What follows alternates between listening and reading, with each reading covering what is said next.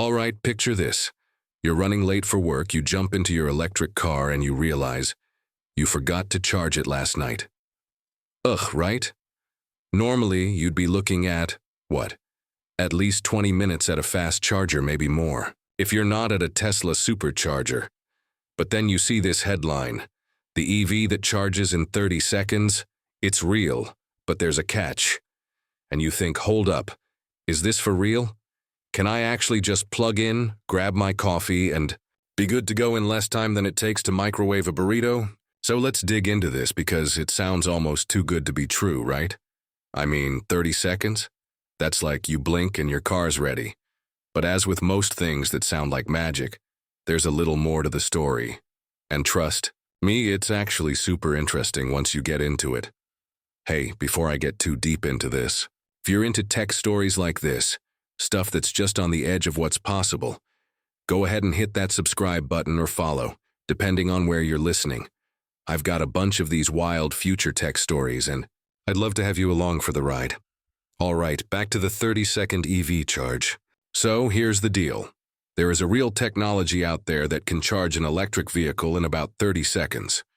But, and this is the big but, it's not quite what you might be picturing. You're probably thinking about your own car, or maybe a Tesla or a Rivian, sitting at a charging station, and in the time it takes to check your texts, boom, you've got a full battery. Not quite. What's actually happening is there are these things called supercapacitors. Now don't worry, I'm not going to get all Bill Nye on you, but basically, supercapacitors are like the sprinters of the energy world. They can take in and spit out energy super fast, way faster than your regular EV battery. But, and here's the catch, they can't hold nearly as much energy. So, imagine if your gas tank could fill up in 10 seconds but only held enough gas to get you to the end of your street. That's kind of what we're talking about. There's this company called Skeleton Technologies. Cool name, right? And they teamed up with another company, Auve Tech, to make this crazy fast charging system. They're not putting it in regular cars, though. They're using it for these little urban shuttles. Think of those minibuses you see in downtown areas, or maybe at airports shuttling people back and forth. These shuttles stop a lot, and every time they stop, they get a super quick charge, like literally 30 seconds. But here's the thing, that charge only gives them enough juice to go maybe 4 to 6 miles. That's it. So, it's not for road trips, but it works perfectly for these short, repetitive routes. It's kind of like if you had a phone that could charge in 10 seconds, but you'd have to plug it in every time you finished a phone call. Super convenient in some ways, but not quite the all-day solution we're all dreaming of. Now you might be thinking, okay, but what about regular EVs? When am I going to be able to charge my car in 30 seconds and actually drive to work, or take weekend trip? Well, that's where things get a little more complicated. Right now, even the fastest charging EVs, like, let's say you're at a Tesla Supercharger or one of those big Electrify America stations, you're still looking at about 15 to 20 minutes to get up to 80% charge. And that's with the latest, greatest tech. There are some other cool things happening, though.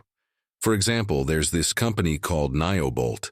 They've got a battery that can go from 10% to 80% in about 4.5 minutes. That's a lot better, right? But even then, we're not at the 30-second mark, and those batteries aren't in cars you can actually buy yet. They've shown it off in a concept sports car, but it's not something you can go out and test drive today. And then, just to make things even more sci-fi, there are researchers in South Korea working on something called quantum batteries. The idea is if you could get all the cells in a battery to charge at the same time, instead of one after the other, you could, in theory, charge a whole car in seconds. But that's still in the lab. Like white, lab coats, goggles, and a lot of math on whiteboards. It's not coming to your local dealership anytime soon. So, let's bring this back to reality for a second. The 30-second charge is real, but it's not for your average car. It's for these little city shuttles that only need to go a few miles at a time and can stop and charge all day long. For most of us driving regular cars, we're still looking at fast charging being a 15 to 30-minute thing, at best. And honestly, that's still pretty amazing compared to where we were a few years ago. But here's where it gets interesting. These super-fast, short-range charges actually solve a real problem for city transit. Think about all those little buses and shuttles that are constantly stopping and starting. If they can grab a quick charge every time they stop, they don't need huge batteries, which means they're lighter, cheaper, and can run all day without ever really running out of gas. It's kind of genius, actually.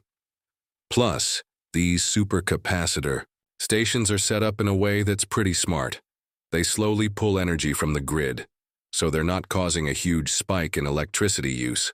And then, when a shuttle pulls up, they dump all that stored energy into the vehicle in a flash. It's like filling up a water balloon slowly, and then popping it all at once. That way, you don't overload the city's power supply every time a bus needs a charge. Now, let's talk about what this means for the future. I know, we all want that back to the future moment, where you just plug in your car, and by the time you've tied your shoes, you're ready to go cross-country. And honestly, with the way battery tech is moving, we might get there someday. But right now, the real breakthroughs are happening in these little specialized areas, like city shuttles, delivery vehicles, stuff like that. And you know what? That's actually a good thing, because those vehicles are out there all day, every day, racking up miles, and if we can make them electric and keep them charged up without massive downtime, that's a huge win for cities. Less pollution, less noise, and way lower operating costs. Plus, it's a great way to test out these new charging technologies before they hit the mainstream. So if you're someone who's thinking about getting an EV, or you're just interested in where all this tech is headed, here's the bottom line. The 30-second charge is here, but it's not quite what you think. For now, it's a niche solution for a specific problem. For the rest of us, charging is getting faster, but we're not at the blink and you're done stage yet. But let's be real. Think about how far we've come. Just a few years ago, the idea of charging your car in under an hour was kind of mind-blowing. Now it's normal. And with all these companies racing to build better batteries, whether it's Nyobolt, Tesla, or some startup you haven't even heard of yet, it's only going to get better. And who knows? Maybe in a few years we'll be looking back at this whole conversation and laughing about how we used to wait for our cars to charge at all. Maybe by then, 30-second charging will be as normal as Wi-Fi in coffee shops. Or maybe we'll all be flying around in electric drones.